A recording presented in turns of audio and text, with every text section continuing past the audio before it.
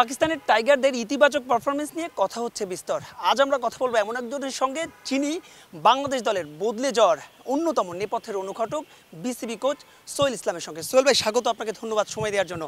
বাংলাদেশের পারফরমেন্সটাকে পাকিস্তানে কীভাবে মূল্যায়ন করবেন রেড বলের ক্রিকেটে? জানেন যে রেড বল ক্রিকেট নিয়ে আমরা বেশ কিছুদিন ধরে ওয়ারিড ছিলাম যে আমাদের পারফরমেন্সের গ্রাফসটা নিয়ে। পাকিস্তানের মতো স্ট্রং টিমের সাথে যখন রিপিটেডলি দুইটা টেস্ট আপনি জিতবেন, তখন তো আসলেই বলতে হয় যে পারফরমেন্সটা মানে ভালো। বাংলাদেশ দলের এত অসাধারণ পারফরমেন্সের পেছনে টাইগার্সের ক্যাম্পটা আসলে কতটুকু গুরুত্বপূর্ণ ছিল?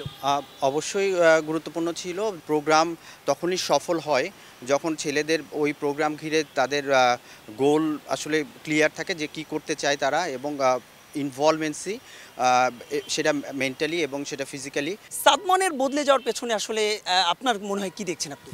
যেহেতু বেশ সময় পেয়েছিল, তো তারা আসলে ছোট ছোট জায়গাগুলোতে, যেসব জায়গাগুলোতে আসলে তারা ইমপ্রুভ করলে তারা ভালো করবে, এই জায়গাগুলোতে তারা বেশ ধরে ধরে প্র্যাকটিস করেছে। পেস বিপ্লব নিয়ে তো আসলে কথা হচ্ছে, কিন্তু নাহিদকে নিয়ে আসলে কি বলবেন? 153 গতিতে বাংলাদেশের একজন পেসার বল করছে।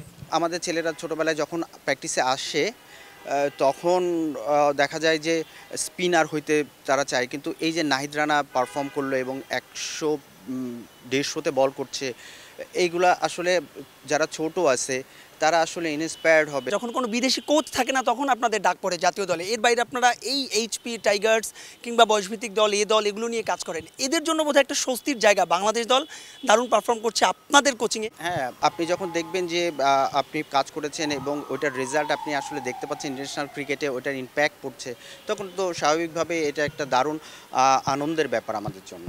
তবে একদম শেষ প্রশ্ন জানতে চাইবো যে এরপরই ভারতের সঙ্গে আমাদের 3টা টি-20 রয়েছে, 2টো টেস্ট রয়েছে। এমন পারফরমেন্সে পাকিস্তানের বিপক্ষে নিশ্চয়ই প্রত্যাশার পারদ অনেক বেড়ে গেছে। অফিসিয়াল প্র্যাকটিসটা 8 তারিখ থেকে শুরু হবে। তো জানেন যে এই প্র্যাকটিসটা পুরা সেপ্টেম্বর মাস জুড়েই হবে। ডেফিনেটলি ইন্ডিয়া অনেক স্ট্রং টিম। আমরা চাবো যে আমাদের এই পারফরমেন্সের যে ধারাবাহিকতা, এটা যেন ওইখানে আমরা কন্টিনিউ করতে পারি। কথা বলছিলাম সোহেল ইসলামের সঙ্গে, তিনি একটা কথা বলেছেন, বাংলাদেশ দল এখন অন্য বাংলাদেশ, এবং এই যে পাকিস্তানে দুর্দান্ত পারফরমেন্স টাইগারদের, সেটা অব্যাহত থাকবে ভারতে, এবং চলতি বছর আরও যে 6টা টেস্ট আছে, অর্থাৎ ভারতের পরে সাউথ আফ্রিকা, এরপরে ওয়েস্ট ইন্ডিজ, সবগুলো টেস্টে বাংলাদেশ দল তাদের ইতিবাচক পারফরমেন্স ধরে রাখবে। মাহবুব রিমন, সময় সংবাদ, শেরেই বাংলা জাতীয় ক্রিকেট স্টেডিয়াম, ঢাকা।